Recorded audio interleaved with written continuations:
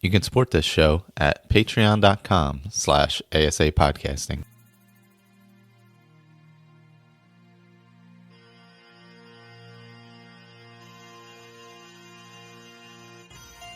Welcome to a Skyrim Addict podcast where I will discuss my adventures and misadventures through Skyrim. Join me. Add your stories, add your tales. Let's get into this thing.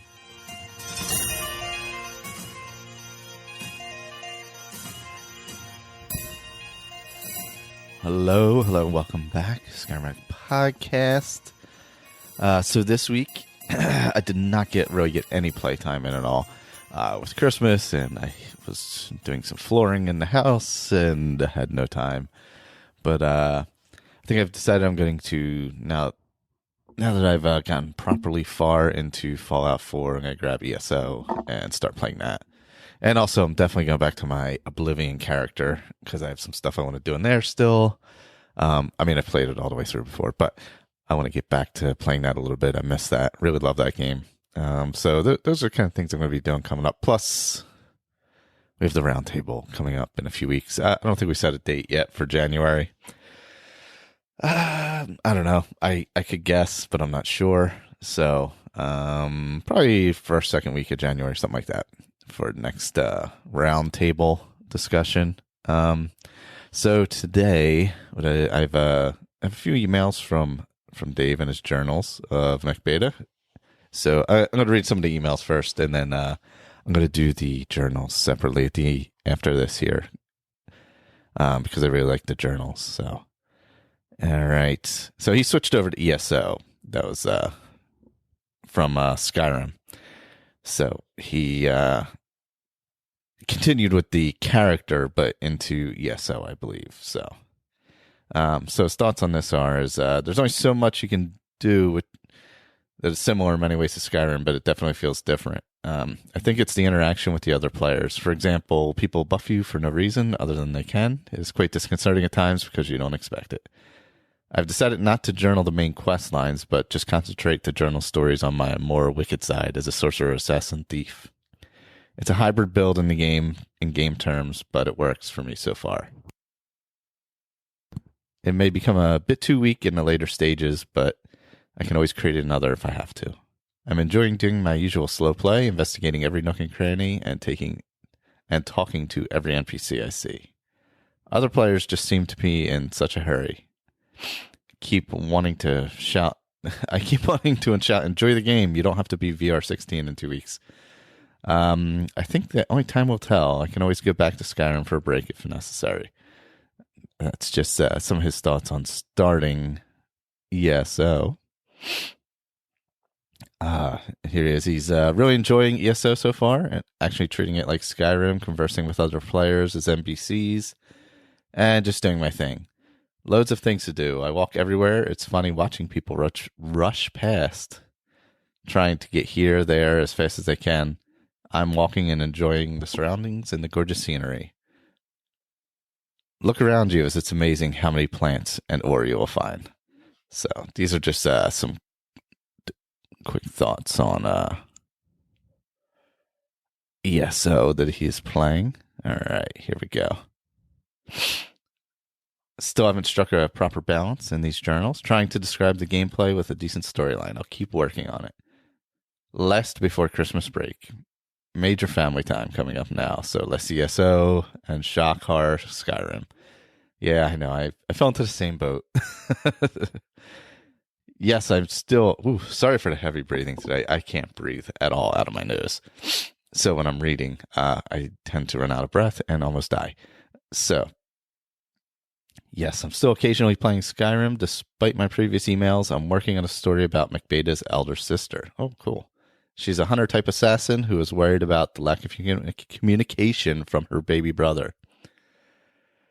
She is making investigations on behalf of her parents. The family is quite close. She is called Mackay Blackstone, and she is not a happy Dunmer. She's around 150 years older than MechBeta and has been an assassin for a very long time. Spurg-based character because the full Monty with Requiem, Frostfall, realistic needs, and Hunterborn is really slow to develop characters, especially with my playstyle. May start a journal on this too when I get the build where I want it. Any decent assassin add-ons gratefully received if you know of any. Anyway, yeah, so continues for now and is my primary story based at the moment.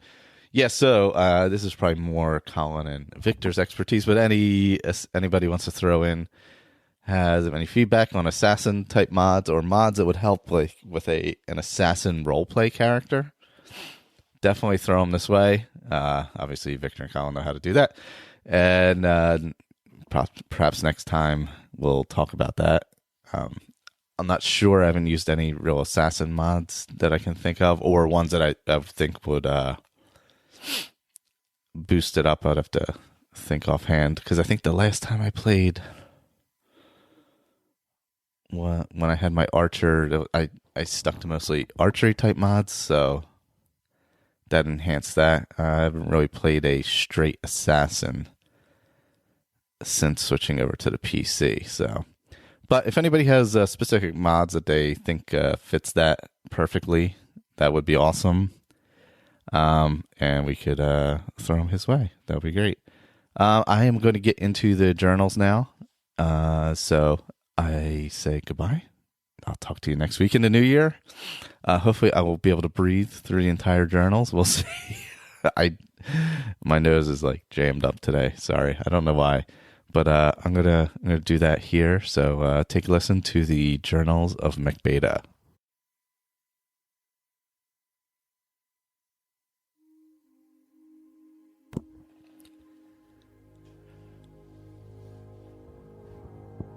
This is Hell. Extract from the journal of McBeta Blackstone. Well, that was most unexpected. The portal was a trap set by Molag Bal. How could I think that something called A History of Enchanting could be about necromancy? I was conned by a speaking book. The stories it told through the spoken word were brilliant. I could catch on speaking stories. I really thought the screams and shouts from the portal were more stories, and that's why I stepped through. I wanted to hear more about Willie the Breton and Clee Stintwood. I could just hear Braylina saying, "What's that stupid Dunmer done now?" Then it went blank. Oh, bugger.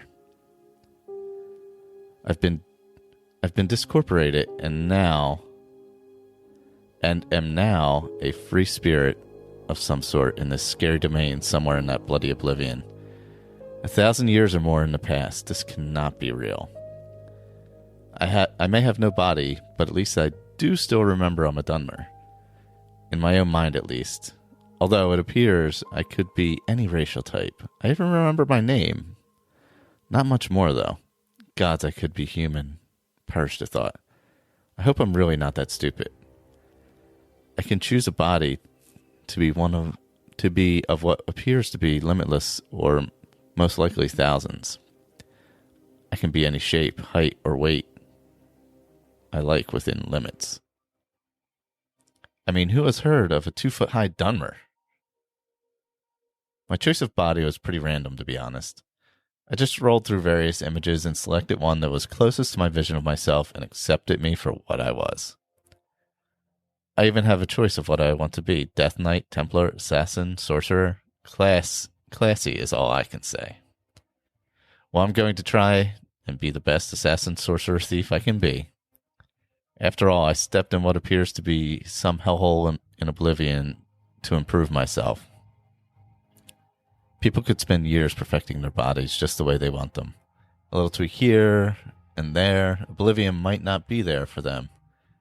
The totally self-obsessed would be happy here forever. Ha! So here I am in a cell, in the random traditions of what something named Bethesda calls a starter home. They must be getting a cut out of this. At least nobody is trying to chop my head off, and there are no flying lizards that I can see. It can't be all bad. How do I get out of here? How do I move? An acronym for what a stupid Dunmer jumps into my mind. Oh, that's too easy. Note to self, check out the controls and get organized before doing anything else. I need a manual and there isn't one handy. Typical. Just lots of advice. Some good, some possibly not so good, and some really hilarious. check out something called YouTube. End note. There's a human, possibly Nord female, at my cell door. Prisoners are running about like headless chickens. Nobody knows what's going on, least of all me. Not much changed then. The door is unlocked and I exit. She gestures to follow and kneels by a body. All it has to offer is a bloody big greatsword. I've never lifted one in my life, never mind wielded one. It's probably all I'm going to get for now, I suspect. I swing it about a bit and nearly cut my foot off. I really need a dagger or a staff quickly. Maybe I should have chosen a big hulking Nord or a Redguard. That sword would suit them.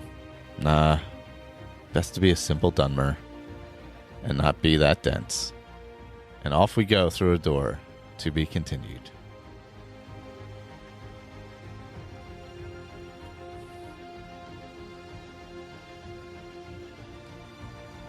Awake and Alive. Extract from the journal of McBeta Blackstone. I woke up in a bed and had a really sore head, and my body felt like it had been pummeled with fists all over.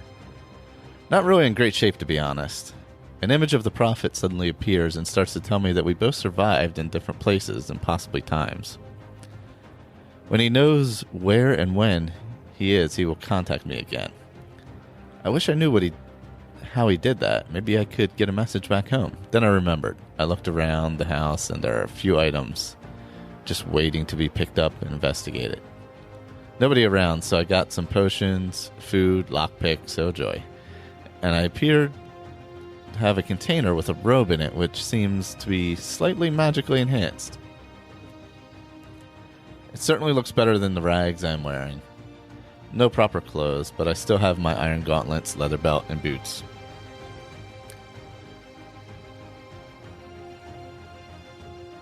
I look like a complete disaster. Physically, I feel an even bigger disaster, and mentally, I'm really confused. Where in the name of Oblivion, and more importantly, when am I? This was obviously a Dunmer house of the old style. Definitely pre-Empire, and possibly at least 1,000 or more years before then. It's a style thing. Dunmer are stylish in many ways, and styles change over time, but memories are long. I opened the door and stepped outside, to be immediately engulfed in noise. There are people everywhere, talking and laughing, going about their business, happy with the world, more than I was at the moment. There were lots of Dunmer, along with Nords and Argonians. The occasional Imperial strode through town, mostly trying to avoid contact with the unwashed masses, by the looks of it. The guards are Dunmer. I'm apparently in a place called Davon's Watch. There used to be a port in Morrowind, if geography is correct. But it bloody well disappeared along with most of Morrowind, if my history is correct. Why is it here? When is it here? I keep asking myself. I discovered I have about 10 gold coin in my pocket, and that's not going to get me very far. I need cash sooner rather than later. I have no real skills, so I'm going to become a beggar. Well, not if I can help it. There are a couple of baskets and crates just across the road. I'll have a quick look, as they appear to be abandoned by the wayside. Oh good, the basket had a melon in it. I'll have that. It looks juicy enough to eat. The next thing I know is a Tamriel guard standing over me, telling me I'm a disreputable little beggar who's broken the law, and now I have to pay 5 gold and fine for my wickedness. Bugger, this stuff did have ownership written all over it, but I didn't think anybody else was looking. I tried to run and got hit with the flat of a sword, which stops me in my tracks. Now, apparently, I'm a notorious felon, and my fine is up to 10 gold for trying to evade justice. My coin all gone for the bloody melon. There's no justice in this world. Well, there is, it's just not on my side. I'm warned that if I ever become a fugitive, then the Tamriel Guard will operate a kill-on-sight policy. Justice is swift and brutal here, with no second chances. I need to change tactics and play it a bit clever. I skulk off, very unhappy. The guard shouts after me. He's got me marked as a bad un.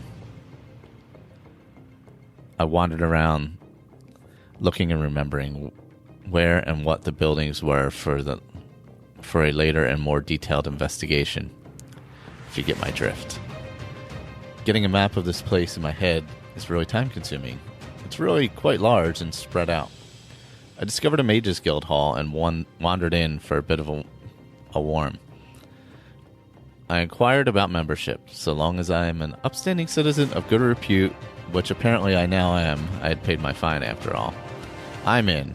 Gods, they even paid me to join. There has to be a catch. There is. I'm expected to go and look for lost lore books and stuff for a reward. And they will train me up in magic. This is despite the war, which is apparently raging throughout the whole of Tamriel. The Mages Guild, like all guilds, are apparently neutral in the war. Tell that to the soldiers. I can see it. Will you please stop trying to kill me, Private Redguard Bosmer? I'm a member of the Mages Guild, going about guild business. I'm not a Dunmer person, Private Redguard Bosmer. I'm a guild mage of no fixed race. Oh yes, that'll work. Tamriel is apparently split into 3 factions, all fighting each other like saber cats in a sack, with the Imperials playing silly beggars with all 3. Oh yes, Malak Bal is trying to incorporate Tamriel into his domain so that he can play silly beggars with us all. Literally. It makes travel somewhat difficult, possibly dangerous outside your own area. Actually, I get the impression it is downright dangerous just out the front door of the city. I took my time to investigate all the bookshelves, and occasionally I felt I was improving my knowledge in some areas. I'm a bright lad who likes to read. I got chatting with a fellow Dunmer, Valdam Endoran, who was a bit ticked off with one of his apprentices, a foolish young man called Denthis Romori. Oh, these Dunmer names. Apparently, Denthis had stolen one of the mage's spell books. Would I look for him? Valdam would pay for the safe return of the book, so I agreed to help. He warned me that the book was cursed. If I didn't use the correct phrase when picking it up, I could possibly change Denthis into a chicken. It appears the young man in question had an older brother, Dithis, who liked to drink in the watch house next door. Dithis would probably know where Denthis was. So I turned out. The pair of them thought they could sell the book in the Outlaw Refuge. It's situated in an old abandoned chapel behind the bank. Handy for depositing cash and goods, apparently. The bankers will apparently take anybody's cash and look after it for them without a fee. I wonder how they make a living out of that. Possibly lending some of it out at an outrageous rate of interest. Can I get a piece of that action? Using other people's money to enrich yourself, it could work. I'm sure I read about that somewhere. I discovered Denthis sitting in a bubble of magic restraints, looking very sorry for himself. I picked up the book, said the magic phrase, and apparently got myself a chicken. He was beside the entrance of the Outlaw's Refuge. I noticed some shady-looking characters entering by a trapdoor and just guessed correctly, as it turned out. I just dropped into the refuge for a quick look around. They were well organized. A couple of fences, a merchant, and surprise, surprise, a banker. A cooking area, an abandoned place of worship, some sleeping areas, a few heavies hanging around the place. Justice was probably just as brutal down here. I think being slightly less honest in your dealings down here could be very, very dangerous, possibly even deadly. I discovered there was another entrance outside the city walls. Very handy. Anyway, back in the guild house, I returned the book and the chicken to Valdam, who paid me in cash. He also provided me with some magically improved apprentice leggings. The previous owner didn't fit them anymore, apparently. I also got an invite to dinner. Chicken with all the trimmings. After a good meal and a few drinks, I headed back to the bed I woke up in.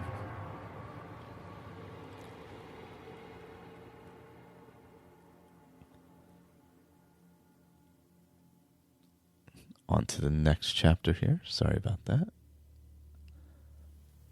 I need to organize my emails better. A rummage around the city. Early morning, very early morning, around 2 or 3 hours past midnight. I just could not sleep. I went outside to look at the stars and found a city in darkness and asleep, with guards half awake, under or near the lamps where they could be seen. This was too good an opportunity to miss.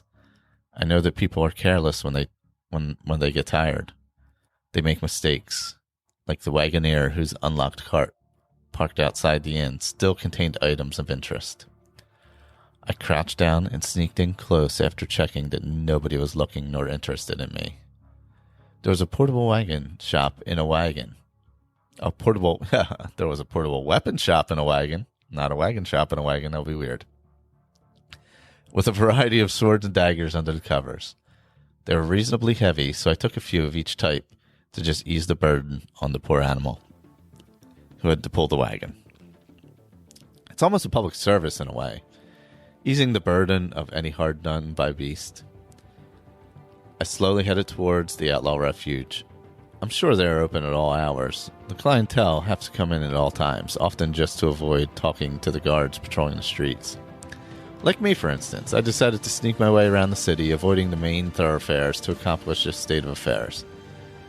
I also discovered things people leave lying about, in baskets, boxes, and crates. It was really unbelievable. I found food, drinks, bits of clothing, and even a recipe for making beer. I had to pass the market area because the guards patrol this road regularly.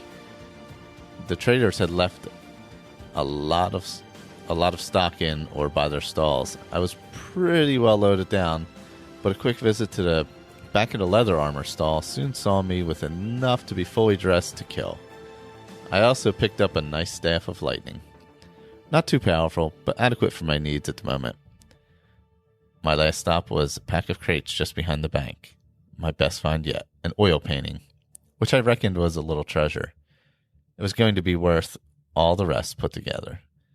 Down to the refuge as quick as you like, because I noticed a couple of guards heading my way. Dawn was breaking, and I could probably be seen, but probably not very clearly just yet. Take no chances with the guards is now my motto after yesterday's little incident. Orrud is an Altmer female, and she is a fence. Happy to take all the stolen goods off your hands. Chatty in her own fussy way, but pleasant to deal with. I also prefer to deal with her as she is an elf, even if she is an Altmer. The other fence is a big orc called Moosdruels, or something outlandish. I don't like him. He is just fairly aggressive in the manner of his dealings. I suspect he would be less than pleasant if you crossed him. Besides, he will not haggle. Just names a price, and that's it. Plus, he's an orc, and orcs are easy to offend. I just stay out of his way. Well, that was a successful early bird morning work. I got my armor laundered so that it was clean enough for me to wear. My other goods had sold for a few gold, but my little treasure of a painting had made me a pretty haul of coin, and I was able to pay for all my armor cleaning and get my staff polished up and still have some change. I ended with a profit, good clothes, maple staff of lightning, and I felt I was progressing as a thief. I can even cook chicken now. Certainly a lot more skilled than I was when I first landed here. That suddenly triggered a thought. How did I land here? I was so wrapped up in trying to stay alive and get some cash, I never gave it a moment's thought. I needed to find out more about who or what brought me here.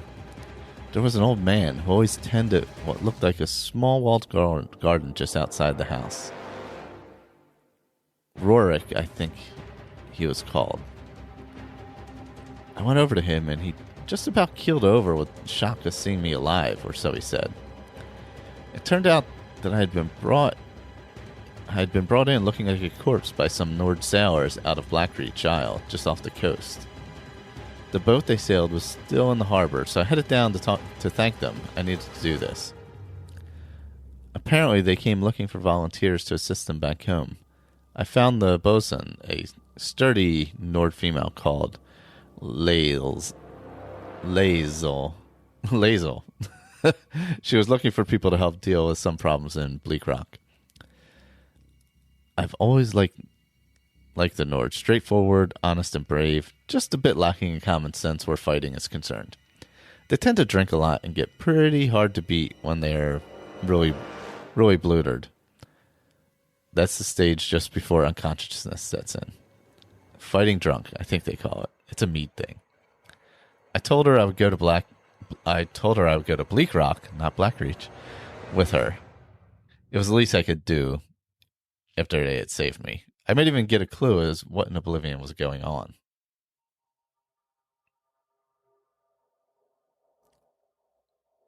People are missing. Well, the trip to the island was good. The seas were calm, the winds were favorable, Lae'zel was a good sailor. I met with Captain Rana, surprisingly a Dunmer in charge of the military on the Nord Island. She seemed quite senior and appeared competent to be in charge here. Maybe I'll find out the reasons later. There were 3 of her people missing, and she had reports of a covenant of ships being sighted close to the island. She was concerned about possible invasion forces being on these ships. She had put excavation plans in place, but needed the missing people to implement it. I agreed to help find them and set off after a drink and a quick bite to eat, combined with a search of our bookcases for any interesting reads. I'm very curious and I like to read. I head over to Skyshroud Barrow to find Darj, the hunter. As I get close to the ruins, Darj appears to be injured and shouts to me. He had been attacked by undead skeletons which were coming out of the barrow. That has to be a necromancer. Simple deduction. Barrow, undead skeletons on their feet, definitely a necromancer. Oh, bugger. Darj gave me incense to summon Haldreen, the dragon priest guardian of this barrow. I just had to fight my way to the altar and commune with the dead priest. The undead were a mixture of archers, swordsmen. Some were actually quite difficult to kill. Anyway, I got better at it the more I killed. The experience was proving useful. I used my little demon familiar to act as support. He's very loyal and stays with me and pushes attacks until some unfeeling sod kills him or I dismiss him. Eventually got to the altar. Haldreen was not best pleased to be disturbed until I told him about the necromancer. He reluctantly gave me instructions on how to unseal the barrow, complaining about my lack of knowledge in the matter. He didn't seem to grasp I was a stranger here on the island, the ungrateful dead old git. I've got to get 3 rune stones, which are guarded by fairly powerful skeletons. They were bloody powerful, and I really struggled to kill them to get the rune stones. Mind you, this was after I fought my way against run-of-the-mill undead to get to them. Bloody hard work, but good experience, I can tell you. I used the runestones to open the barrow and made my way down through the main chamber. Haldreen was there waiting for me and told me to kill the necromancer. Oh great, pretty powerful necromancer. The bloody man had an undead skeleton thrall to guard him. While he tried to raise control, Haldreen. I really got lucky because suddenly the place was full of visitors to the island. They must have heard about this problem. They all joined in. The necromancer and his thrall were well and truly slaughtered in quick time by about 7 or 8 dragon knights, templars, sorcerers, and nightblades. The poor bugger didn't stand a chance. I only got the starting shot in. Note to self. Sometimes MMO RPG has a real bonus drawback. Other players in your vicinity will help you take a target down. Great if you want that to happen, but if you're playing RP style, it can break immersion somewhat, in my opinion. So that's a little side note, by the way. I sanctified Haldreen's remains as instructed. As I was leaving, I found a letter on a plinth in the corner that revealed the necromancer was sent by the Daggerfall Covenant, and they planned to attack the island. I gave this information to Darj, who immediately set off to warn Captain Rana. After thanking me despite his wounds, suddenly I noticed a shining column of light. It was a sky shard for me to get a piece of soul again. I jumped at it. Happier than before, as I felt I had repaid part of my debt to these people. I also felt a lot more experienced. Now I get to try and find the next missing person. Or maybe I'll just find a body. There seem to be a lot of them lying around.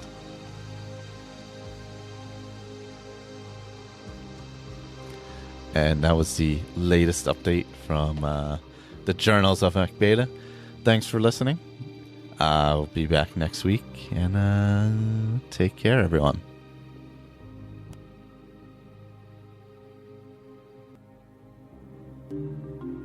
Thanks for listening to this episode of Skyrim Addict. You can find all of our contact information, YouTube channel information, as well as other shows over at asapodcasting.com, including our newest show, The Fallout Feed. Special thanks to Claire Lafar for the show's artwork. You can find her stuff at etsy.com/MayaFirePrints, MayaFirePrints. And a thank you to Dan Bull for the use of his music in the roundtable open and close. You can find him on YouTube or iTunes. Just search Dan Bull. Once again, thanks for listening, and later, everyone.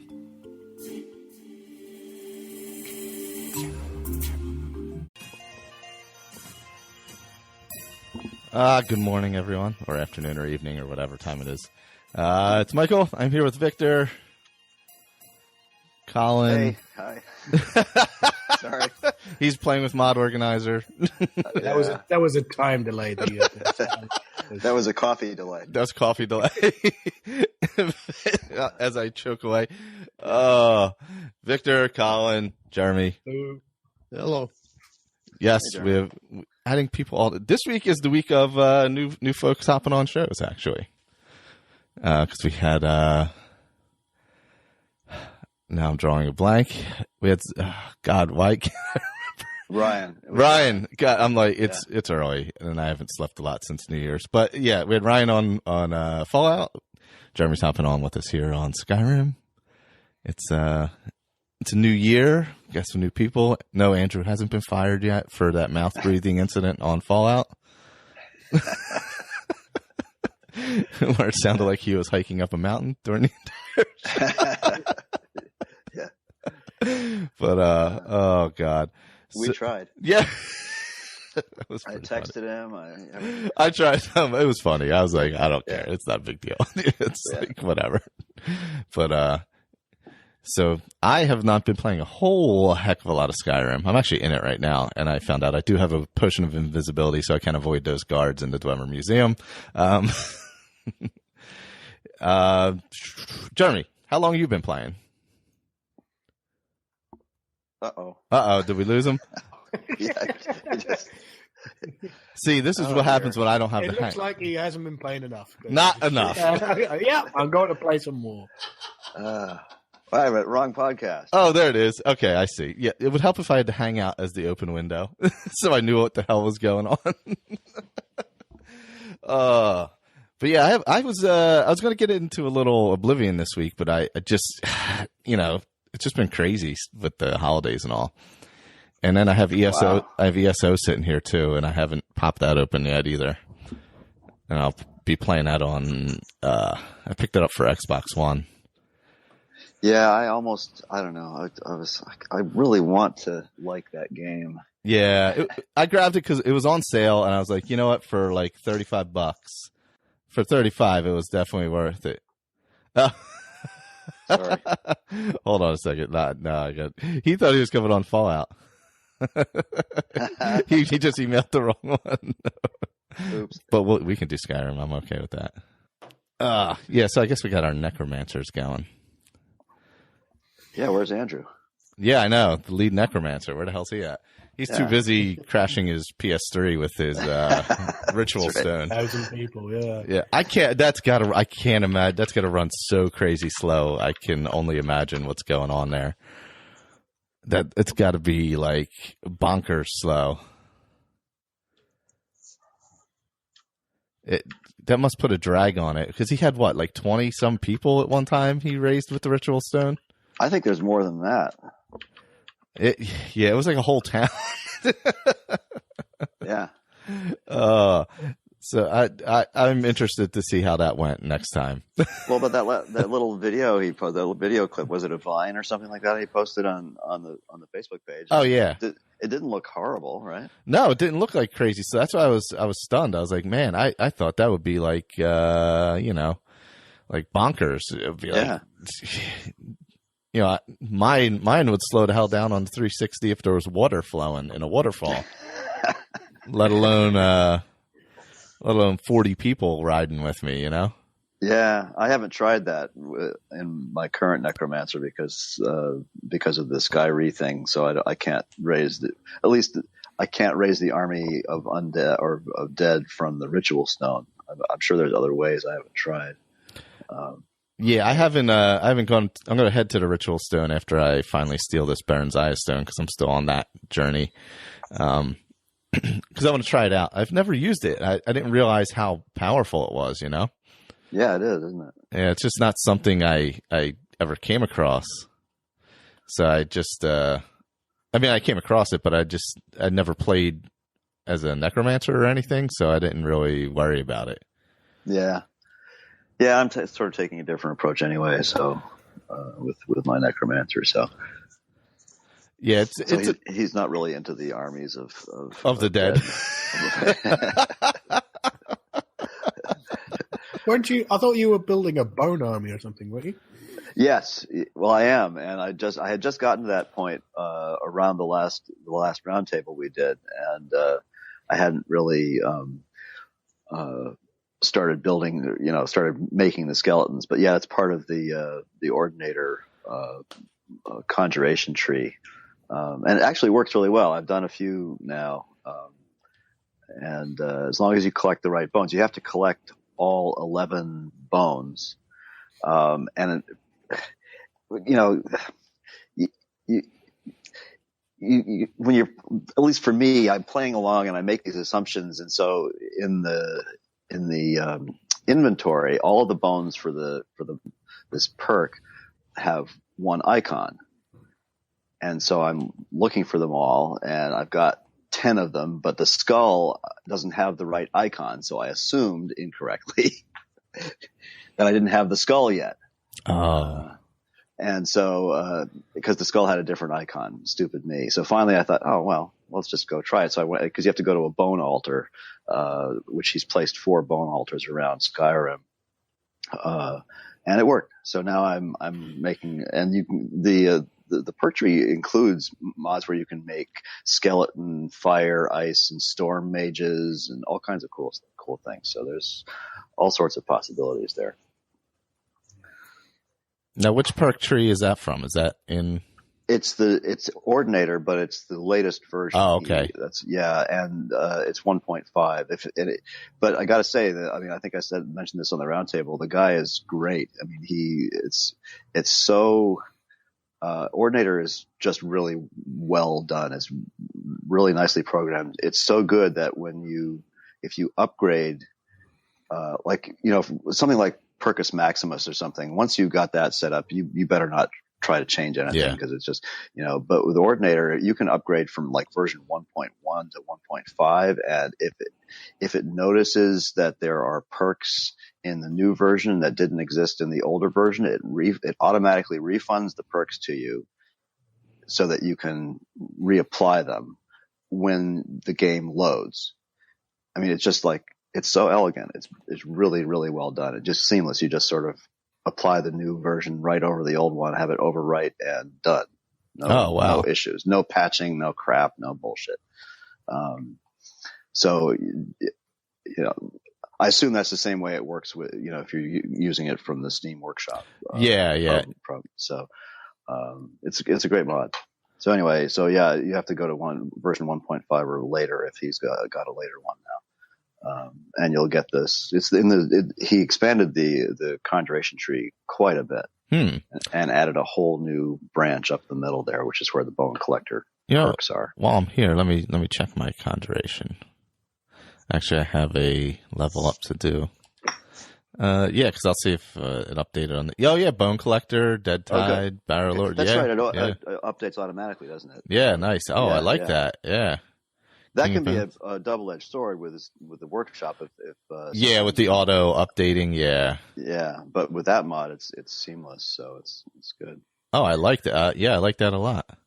I'm going to actually click on Bone Collector while I have a perk. Yeah.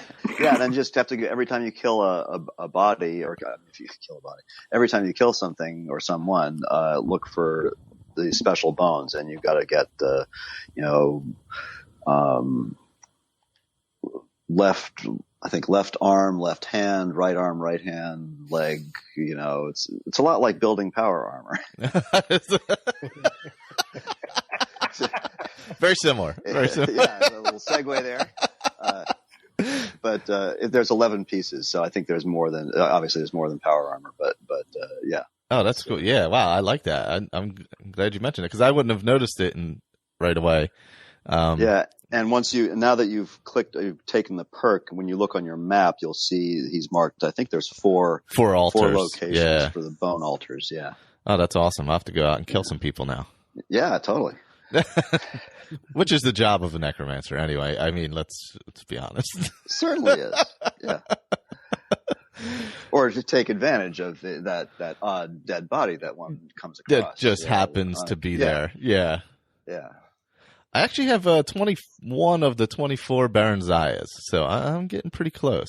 Nice. That one's going to be the tough one, though, in Solitude. I was going to say, let me guess, one of the ones you don't have is Proudspire Man. Yeah, I'm going to have to do some work on that one. That's the only issue I'm going to have. I may have to, I have to help the town first, right? I have to do that Wolf Skull Cave to be able to get it, I think. Yes, I believe so. Yeah. And maybe a couple other small things, and some others. I'm not sure. Yeah, so I'm going to have to head over there and do that after I have 23 of them. But, and is there one? There's one at Castle Dawnguard, isn't there?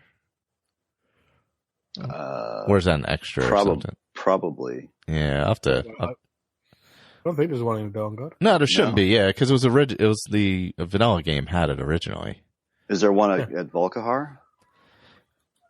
I don't think so. No, okay. Oh, no, you're right. Maybe. Yeah, it couldn't be because I was thinking there was. Vanilla, Yeah, so there's one in Solitude left. Let's see. Scan my map real quick. All right, phew. Skyrim is now booting. Goodness. Well, it wasn't just crashing at the load screen. It was just crashing immediately, which is not a good sign. Oh, really? There was something else going on with the computer. I'd had it on too long and running too many things without rebooting. So. Oh God. Yeah. So it's showing me I have one over by Markarth left at Dead Crone Rock. I don't see the other one's in Solitude. I should have one more. So you're looking at the markers on the map? Yeah, I have that mod for the markers, which is nice when you're going to try and get the crown. So the mod will take them off the map when you collect them? As you collect them, it does take them off. That's awesome. I thought it didn't. I thought they were just. That's great. Yeah, no, it does. It does take them off, which is nice and incredibly helpful. Let's see. No, stand unturned. If one quest marker is missing, check the Dark Brotherhood. That's where it's at, the Dark Brotherhood. Not Dawnguard. I don't know why I was thinking Dawnguard's in Dark Brotherhood. But so I'm going to have to run into those folks. Yeah, you can do it either way. You can either do the quest or you can kill them. You still get in there either way. Yeah, because you get into the hideout either way. I may just start the quest just to have it open for later on. It's so much more enjoyable doing it because it's so short the other way. You just run in, murder everybody, leave, set the place on fire, and you don't get, no Cicero hanging around. By the way, not to lift the hood too much, but I don't know if it's me or what, but this call is totally half duplex. Every time I talk, it just knocks everybody else out on my end. Oh, really? Yeah. It really actually sounds good this time on this.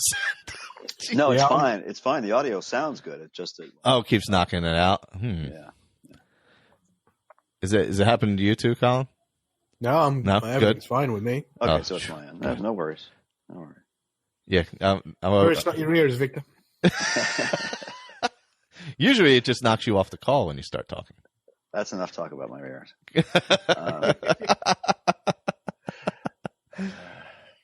Yes, I'm definitely going to be checking out this bone collector thing. I got some enemies right here, as a matter of fact. Oh, goddamn Forsworn. Oh. I forgot where I was, and I'm like, oh, no. Yeah, it's them. You went Dead Crow and Rock, are you? Yeah, I headed around the corner by the mountain, and then I'm like, oh, there's some people battling over there. Oh, Forsworn. Damn it. I haven't battled them in so long. Oh, God. Oh. This is actually the first time I've probably fired up my Skyrim since the last show. Yeah, actually, that's exactly my situation here. Let's see if it actually loads now. I'm going through the load screen. Yeah, I just completed Silenced Tongues with what's his name? Neville. Oh, yeah. Neville the Ghost. I just came out of the crypt. Well, what have I been doing? Give me a sec. How do you get the bones off the guys? Off the people? Should it just be in their inventory? Yeah, look in the dead body's inventory and look for bones that have a little skull like it. Well, are you using Sky UI? No. Okay, I don't know what it'll be in the vanilla inventory, but just look for named bones. They'll be like left hand, left arm. They're not on every body. Oh, okay, so, that's why. All right, yeah, that's fine then. Okay. So you'll just have to go on a killing rampage. I just have to kill a lot of people. That's what you're saying. Yeah. All right. Well, I can handle that. Specifically, rampage. It's required by the mod. If you read Ordinator's instruction manual, it says you must go on rampage. Must go on rampage. Yeah, rampage is important. I'm gonna have to kill a bunch of people then. All right. Exactly. Yeah, because that was not a rampage. That was other people killing each other and then me wandering upon the bodies. Yeah. No, I'm just kidding. I think you'll find the bones on almost any dead body. Oh, wow. The first 4 I haven't. So maybe if I reload it, maybe that's the issue. Maybe I need to reload or something. But if it's on the... Yeah, I don't know. I'll have to see. Maybe there's some issue. I'll have to double check. I'll check some more bodies as I go along and see what happens. I love when you trade with Gore. He says, just leave me all the food. It's great. I have Gore and Lydia in Spellbinder runic armor, which looks really good on both of them. Oh, wow. Cool. Yeah. Yeah, I used to have Lydia in that. She looks quite good in it as well. Yeah, she does. Yeah, it's great armor. It's probably my favorite. I had Koznak in that armor too. But Lydia has a dragon scale, or is it dragon scale or dragon bone shield? I can never recognize between the two. If it's ivory looking, then it's dragon bone. If it's green looking, it's dragon scale. Okay, it's dragon bone then. Yeah. Is that how they differentiate it? Oh, yeah, that is how the difference is, yeah. Let me know if you can hear too much clicking and I'll stop. No. Clicking doesn't bother me. Okay. Yeah, so I'm still running the previous Ordinator. My Destruction's come along with it. I got 71 in Conjuration, 57 in Destruction. Well, I know you're loath to switch, in midstream, but I would, in my experience anyway, the Ordinator is very, very easy to. And then Victor disappeared. And you're right. I'm busy. Oh, and sorry then about, sorry about that. Yeah, it's going to happen. It's my iPad just keeps booting me up. Anyway, it's really easy to upgrade in my experience. So, just let Mod Organizer overwrite it. Yeah, I'm gonna try and kill some people on my own and see if I can get some bones. Yeah, I didn't have a whole lot of trouble collecting the bones, and you can make one skeleton per set of bones if I remember correctly. So okay, so you collect them, build it, collect them. Yeah. So by the time I got to the altar, because of my little thing with the skulls, I had like 3 or 4 sets of bones. I don't remember how much let me look at my inventory here and see if I have any left. Whether they,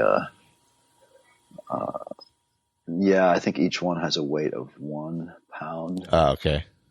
So,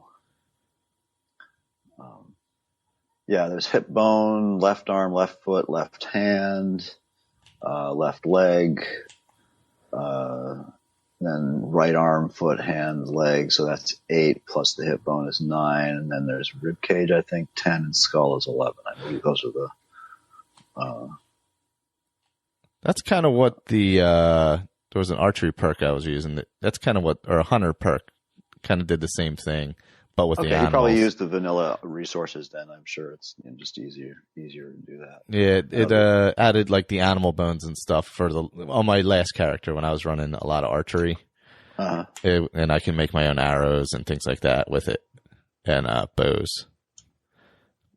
But I took that off, so I don't have the animal bones. But yeah, I assume it's like a similar thing where, yeah, and they were just in the inventory, so I'll have to keep an eye out when I kill a bunch more people. See how that goes. But I'm using a retexture mod it's just called Draugr, but it's by a guy named his name on Nexus is K1. There's some really, really nice textures, but the Draugr one is pretty awesome. He's done some funny things with the teeth. There's the bearded Draugr, with the he looks like some kind of dead rock and roller. It's pretty cool. But anyway. Yeah, he kind of has that look to anyway. So yeah, stoking it up some would be pretty cool. Oh yeah. Yeah, it gave the teeth a little more, texture. And the face is a little cooler to kind of make it look a little more dead. Yeah, they're all good texture, little tiny texture packs. There, he did giants and a whole bunch of stuff. They all look like Donny Osmond now. Yeah, yes, Donny Osmond in 80 years or so. Yeah.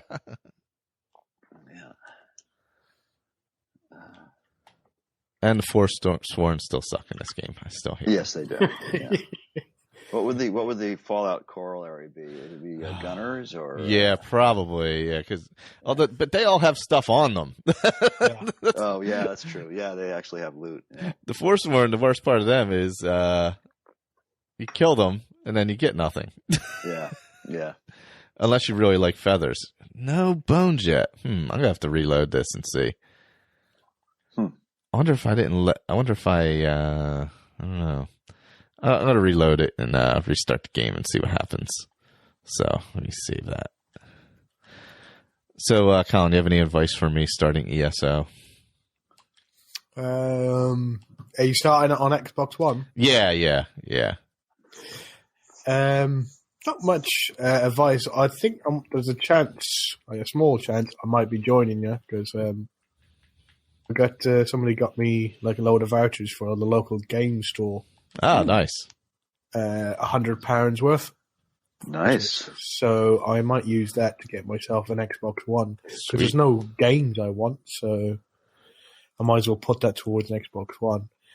But they didn't have any decent ones. They had a Halo one with 1 terabyte. They had a Gears of War bundle and a FIFA 16 bundle, which they're all horrendous games that I'd never play. So yeah. The only good bundle I saw for Xbox One was the Rise of the Tomb Raider one. Oh yeah, and I can't stand Tomb Raider either. So yeah. Why does that happen when I start talking? It's not fair. The Rise of the Tomb Raider bundle looked good. There wasn't a lot of good because we picked up a Wii U and a PS4. And they're upstairs for Connor, and really the only bundles were the Wii U. I mean, you had your Mario stuff or whatever, but I think we got the Battlefront bundle for PlayStation because the other one there just wasn't any other great options. Yeah,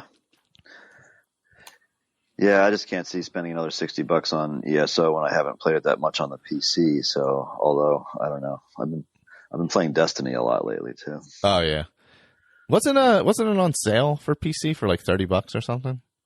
ESO? Yeah, probably. I mean, I bought ESO when it came out. Oh yeah, Yeah, so I have it. I just haven't played it. Haven't played it. Yeah. I can't play it on my PC anymore. That's why. Oh no. They brought out some sort of update, and all the problems I was having with my previous software for my graphics card. Oh no. It all returned. They brought out an update for ESO, so now I'm on like the lowest settings. I mean, you know me, I want ultra settings on everything I play. Yeah. I'm on like below medium settings. Wow. Oh god. Things here, and my frame rate it's obviously not compatible with the updates to the that they've put out. So yeah, I can't play it at the moment. Oh, that sucks. Oh man.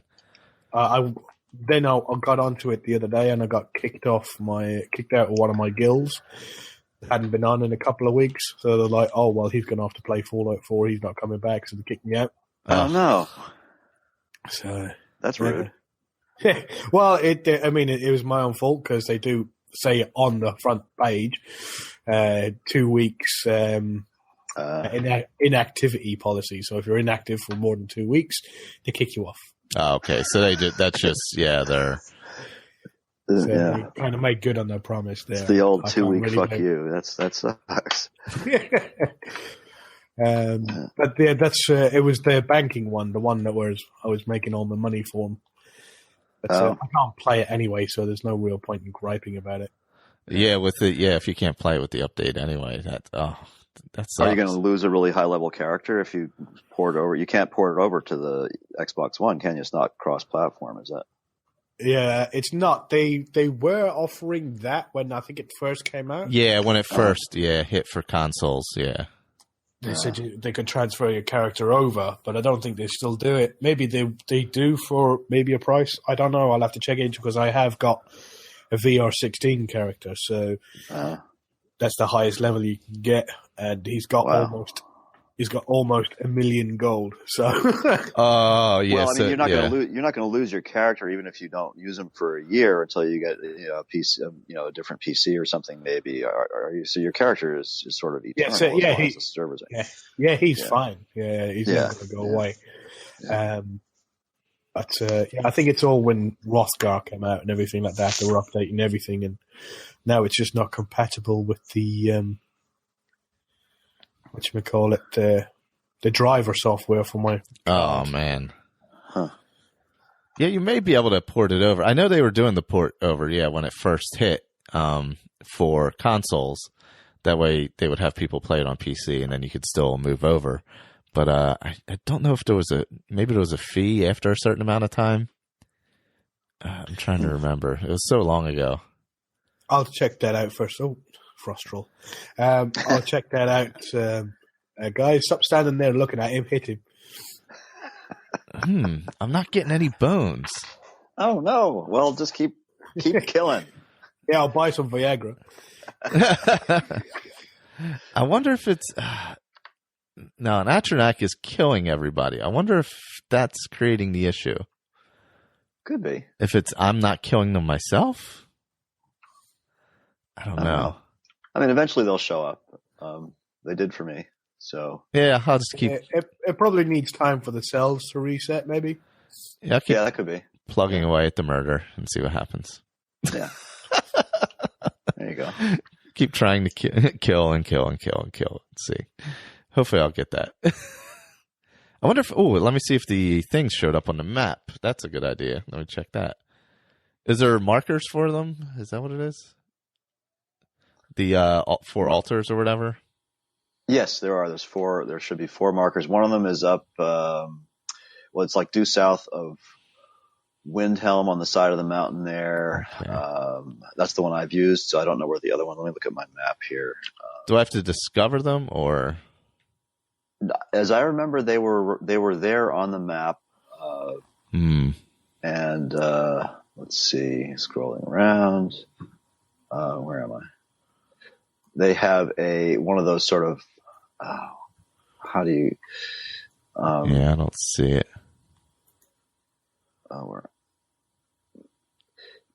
If you know where Northwind Summit is, which is due east of Iverstad on top of the mountain there.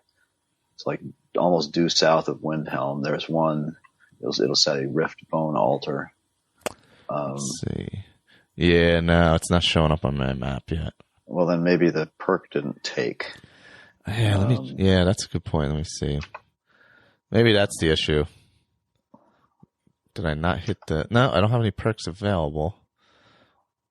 Bone Collector, I hit that. Find 11 types of bones. Not just... Let's see. Find 11 types of humanoid bones. 4 bone altars are marked on the map. At Bone Altar, convert one of each bone into a skeleton warrior. I don't know. Let me go back a couple saves and before I took it and see if I can get it to work. Yeah, there's a bunch of others. There's Barrow Lord, which allows you to command skeletons, all the skeletons within 150 feet at once. So you can, let's see, Reap and Sow. You lead 100%. You get more bones from corpses with a perk.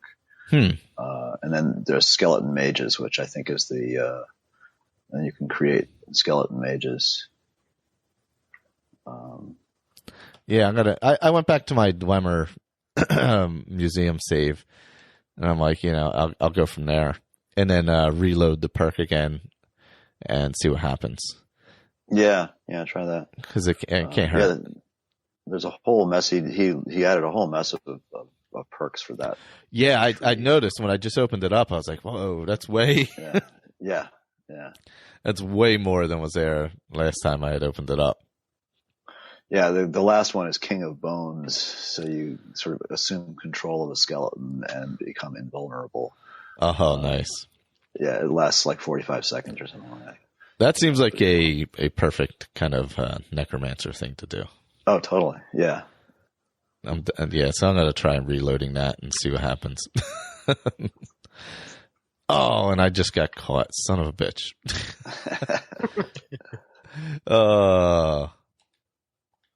I keep getting caught. Yeah, so I think I'll, now that I've done a full playthrough of Fallout 4, I think I'll break out ESO and give that a whirl. Yeah, I'm still like so early in the main quest, and even though I'm like level 31 on my Fallout character, I haven't. I'm just at the point where I have to go find and kill a courser. So you're pretty early on. Yeah. So. Yeah, I finished my playthrough on Sunday. Not Sunday, Saturday. Was it, or was it Monday? No, it was Friday, wasn't it? Friday. I was off Friday. We were chatting. Yeah. So, yeah. I thought it was Sunday because I was off. I was supposed to. It was one of 7 days. Yeah, it was the day that ended in Y. Oh, that's right. Let's see. Yeah, so I finished my character. Well, I say finished. I finished my playthrough. I ended up going the Institute way. With the Institute, so I wasn't particularly happy by the end of my playthrough. Yeah, that was that. It kind of, yeah. I won't say anymore, but it was like, and I had loads of stuff to do, but I thought, he's just going to go into a dark hole right now and shoot himself in the head, so I'm going to start a new character. Yeah, that's what I did. Do you have to join one of the 4 factions to complete the main quest? I don't know. I know sort of like to continue it. It's kind of like the Civil War, I'd say, in Skyrim. Okay. Yeah. You're kind of like picking sides. Yeah, and it just kind of continues on. Yeah. Okay, that makes sense. Yeah, because my guy isn't really a joiner, although he's found his people totally. The Atom Cats are awesome. Oh God, yeah. I have to say they are awesome. So. Oh, that's funny. Yeah. Yeah, they are. They are pretty good. Yeah. So he's got his T60E power armor painted in hot rod flames. So yeah, I wasn't able to find the hot rod guys for the painting.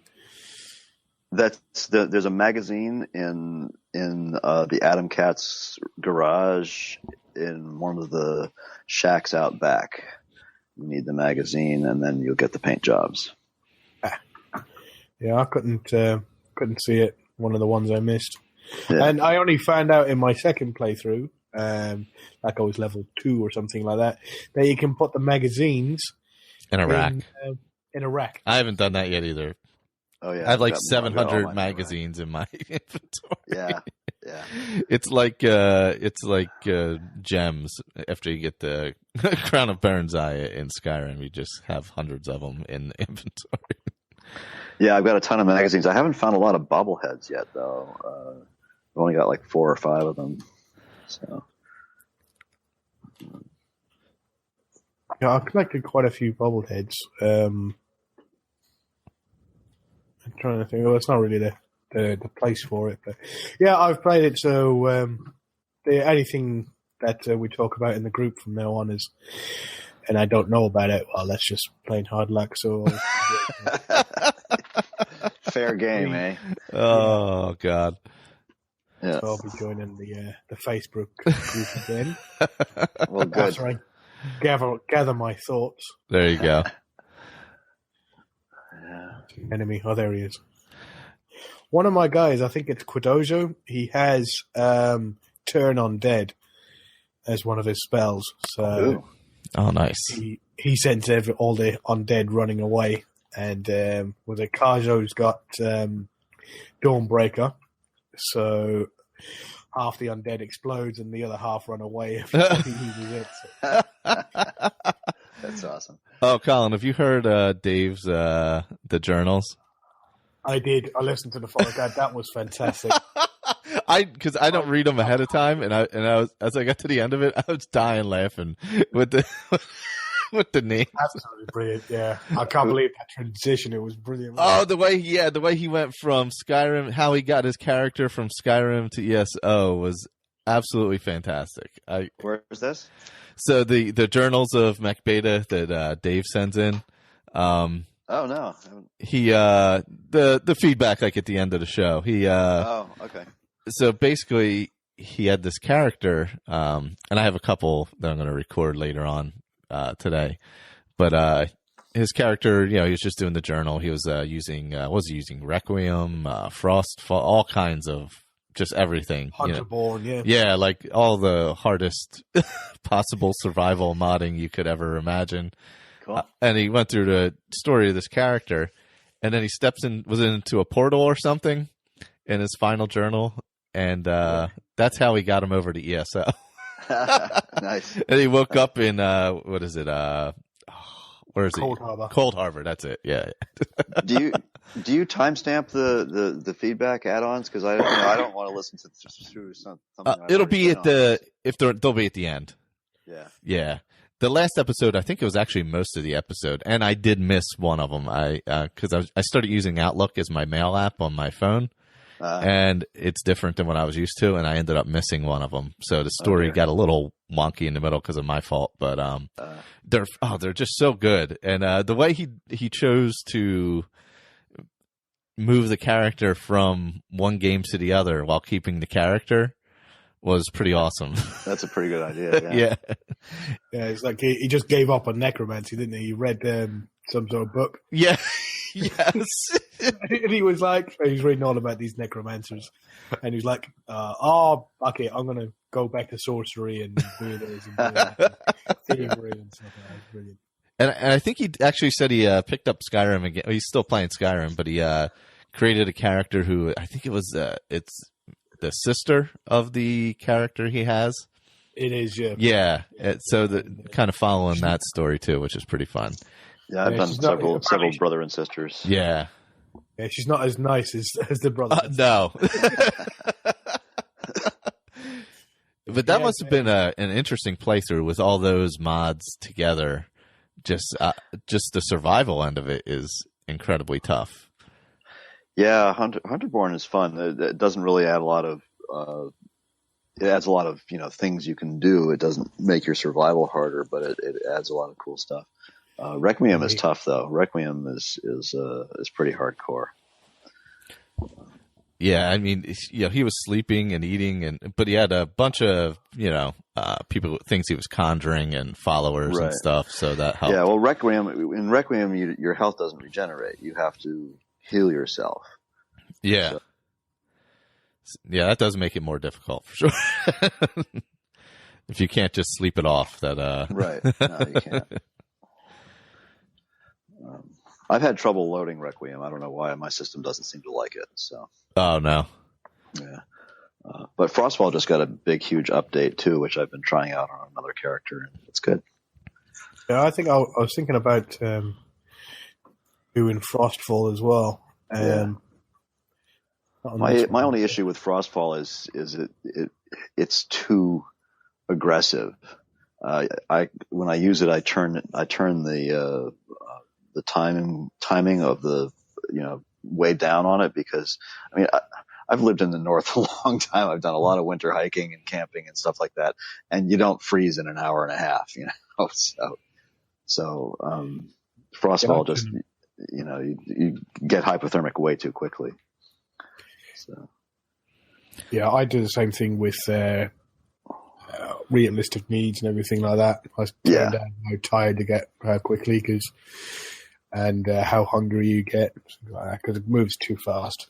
It does. It really does. Yeah.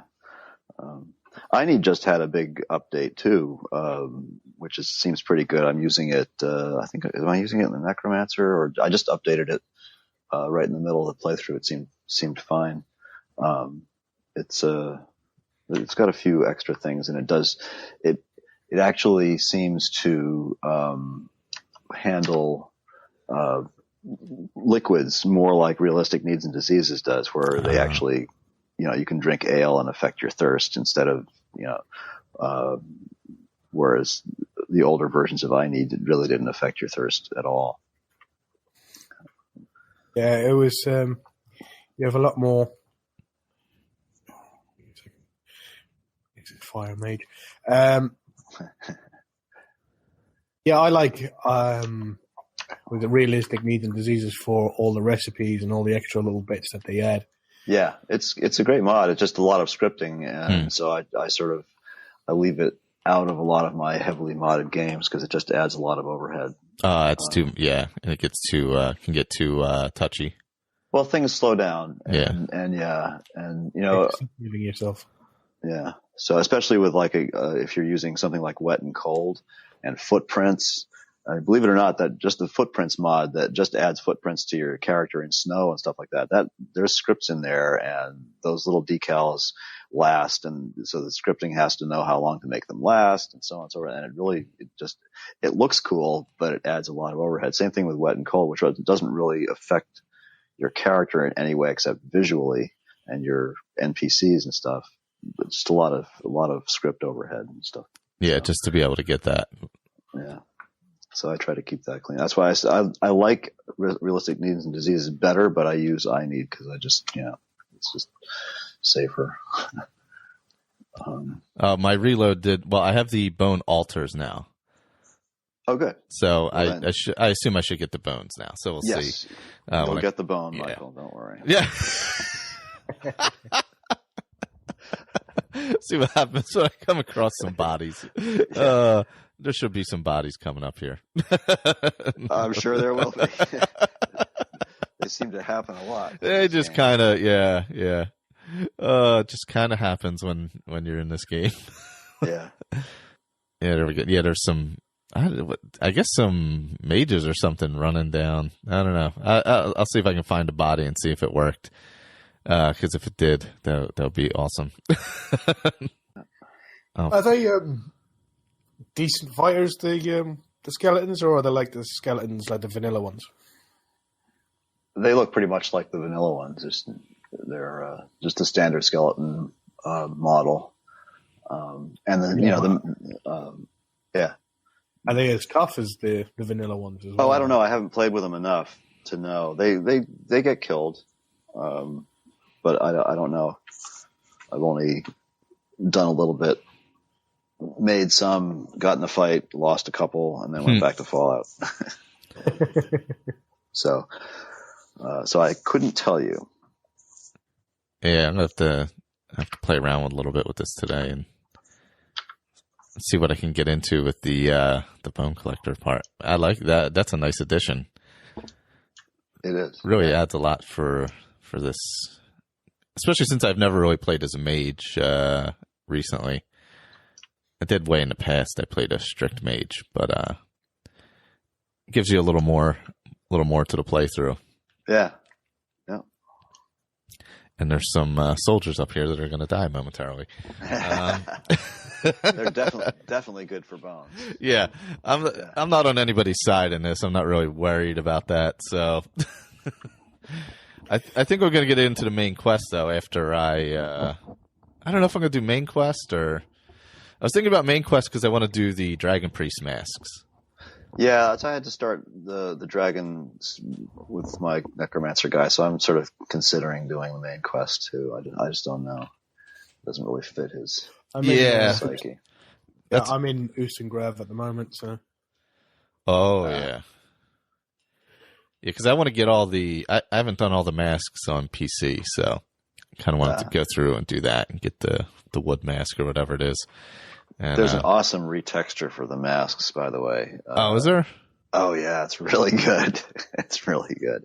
I forget what it's called. Something Dragon Priest masks. You'll find it.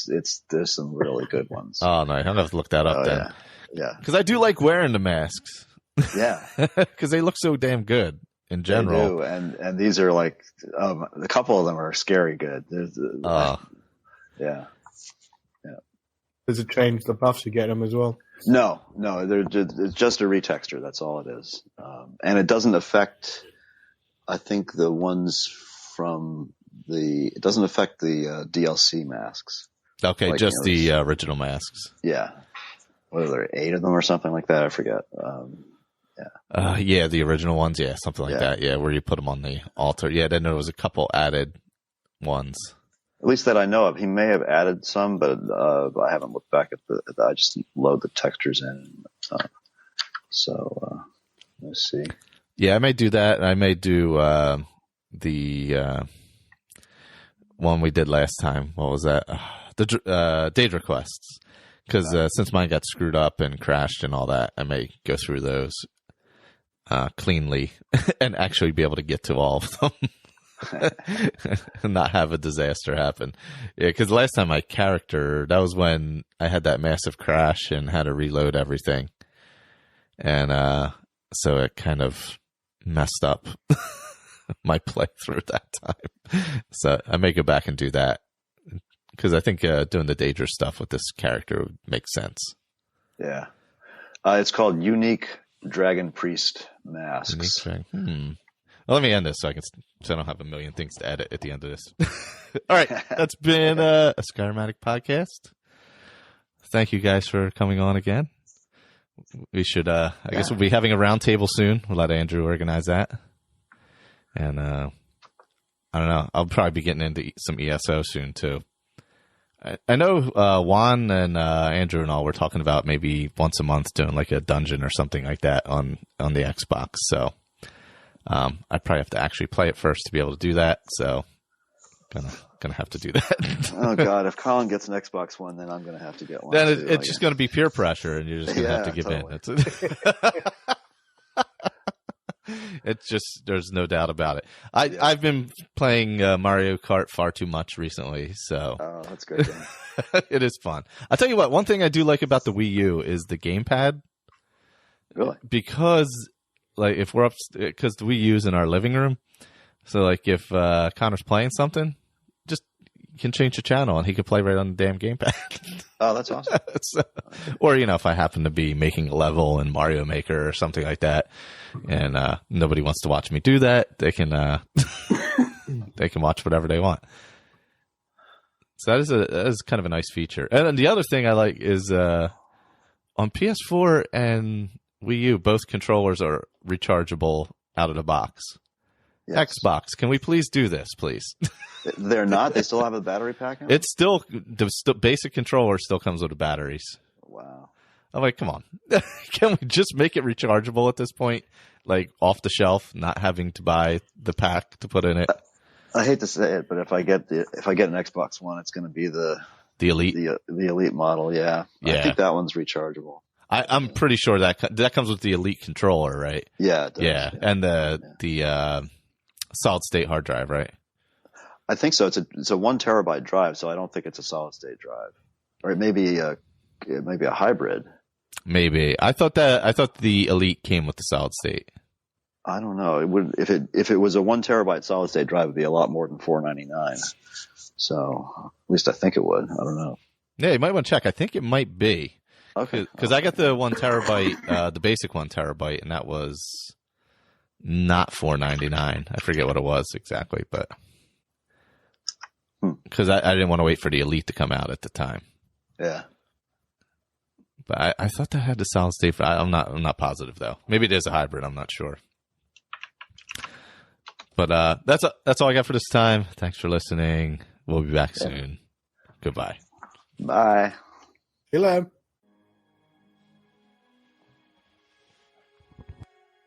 Hello, everyone. So this is literally take number 4 of this. I have had so many stupid little audio issues. So mostly of my own doing. So I have a couple journals here from Dave. I wanted to do those before I put the show out. I didn't have a chance when Colin and Victor were on because we rolled right into Fallout. So I wanted to put them together here.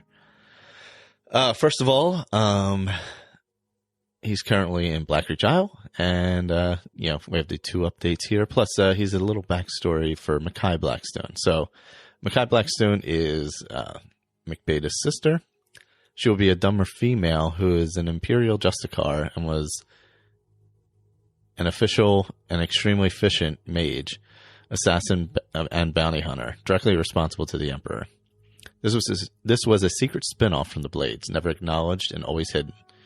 She is also Dragonborn and has collected a lot of shouts in her armory.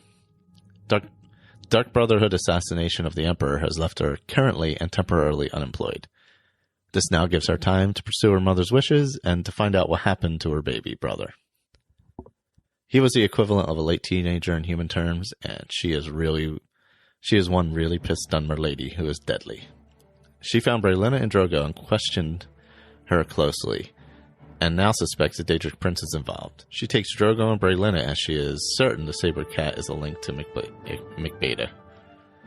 She plans to speak to all the Daedra. She is sure the relevant prince will boast of McBeta's capture, and then the fun begins. Obviously, House of Horrors will be the last to be undertaken. So, obviously because McBeta went to ESO. Alright, here we go.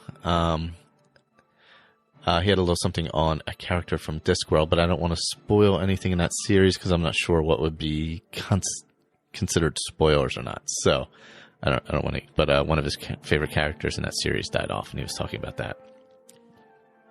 He is enjoying ESO. It's a good RPG MMO in his opinion, and he likes the variety of quests.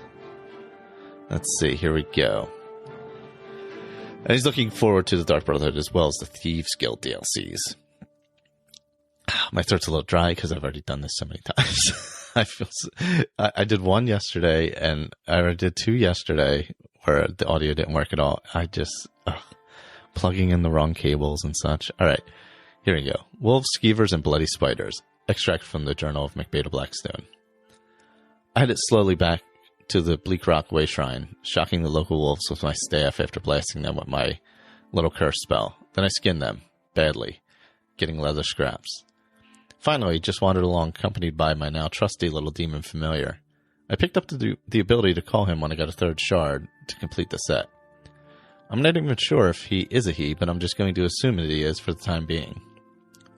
He is very loyal and has a shock-type spell, and he will attack anybody who attacks me. I'm not sure whether I should name him. He isn't at all like a troublesome saber cat I vaguely remember from the distant future. First of all, he's always positioned deferentially 2 steps behind me, and only attacks when I do. Secondly, he never blocks my way in doorways ever. Thirdly, he doesn't snore or snuffle.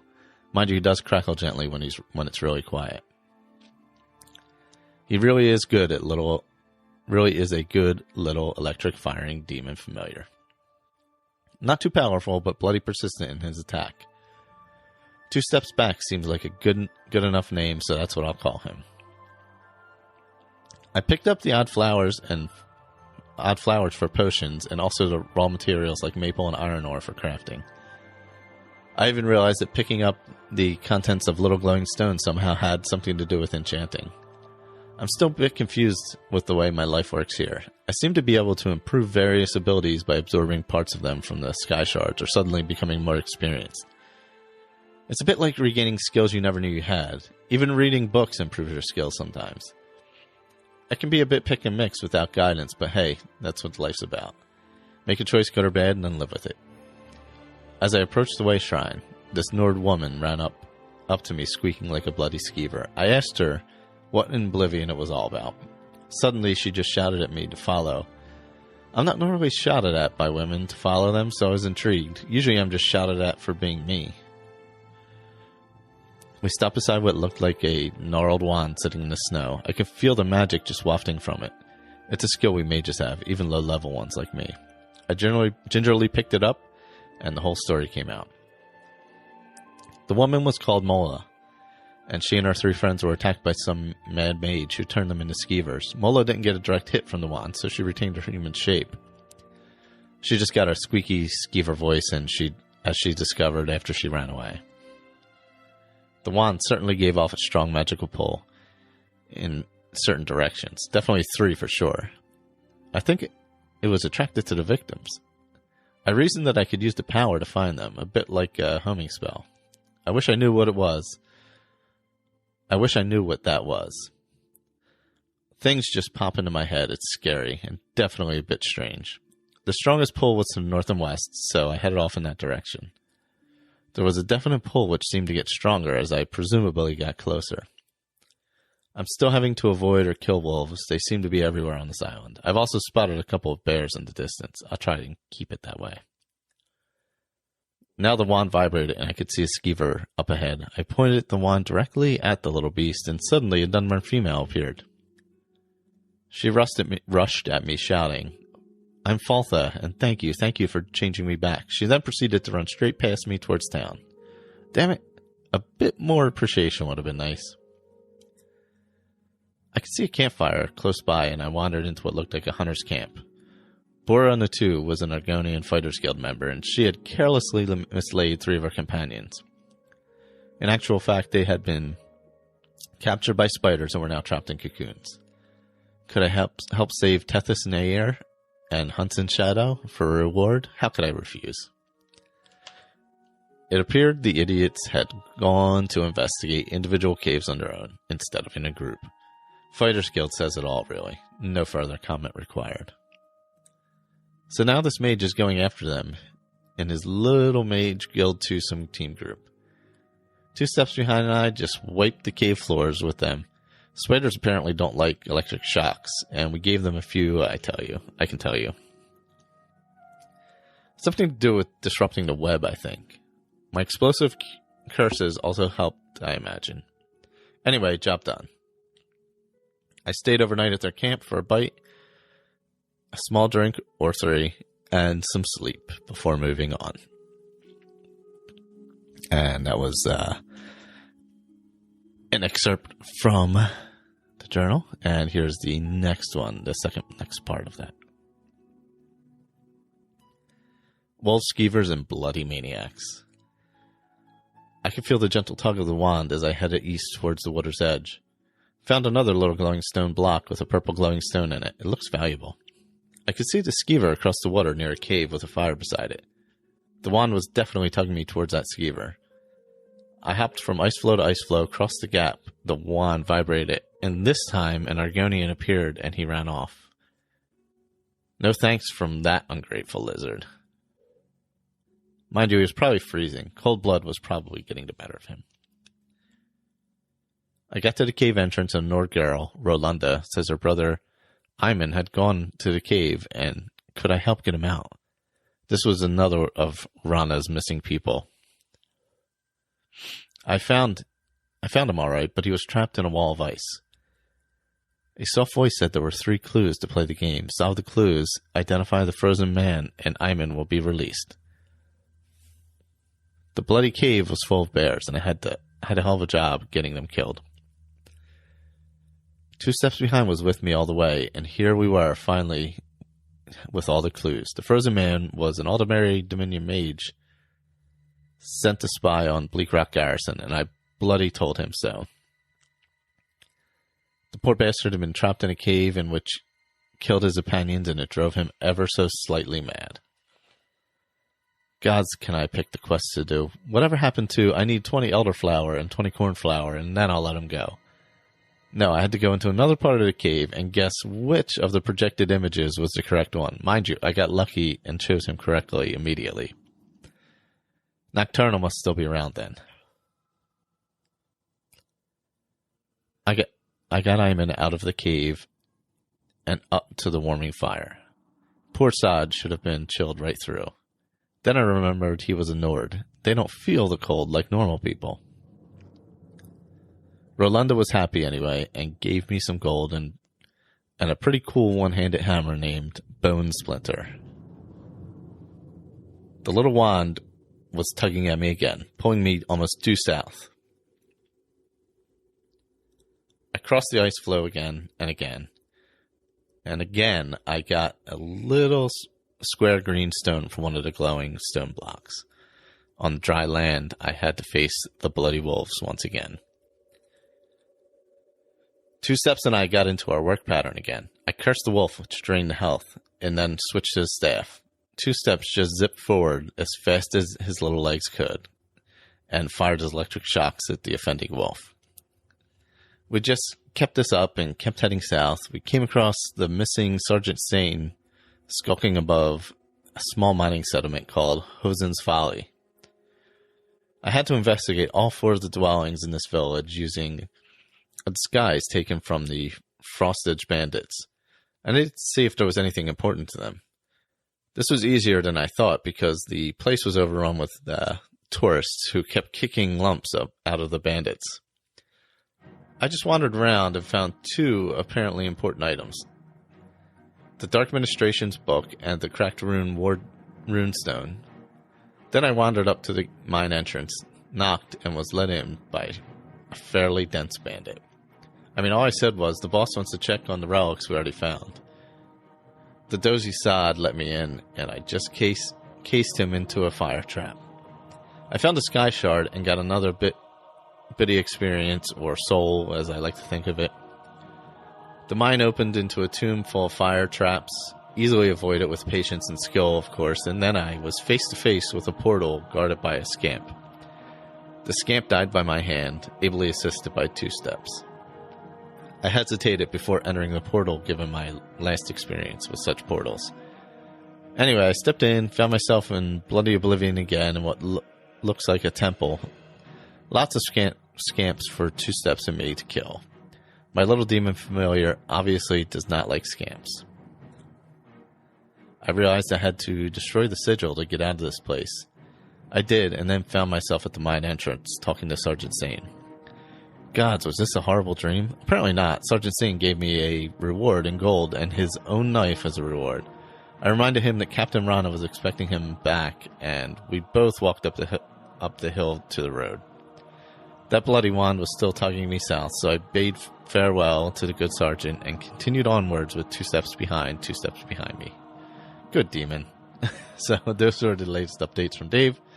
If you want to email the show, if you have a chance, leave feedback for the show on iTunes if you can. And anybody who likes to contribute, feel free. And, oops, sorry, I just got a text message. Now I am going to finally edit this show and put it together and put it out. All right, later, everyone. Thanks for listening to this episode of Skyrim Addict. You can find all of our contact information, YouTube channel information, as well as other shows over at asapodcasting.com, including our newest show, The Fallout Feed. Special thanks to Claire Lafar for the show's artwork. You can find her stuff at etsy.com/MayaFirePrints, MayaFirePrints. And a thank you to Dan Bull for the use of his music in the roundtable open and close.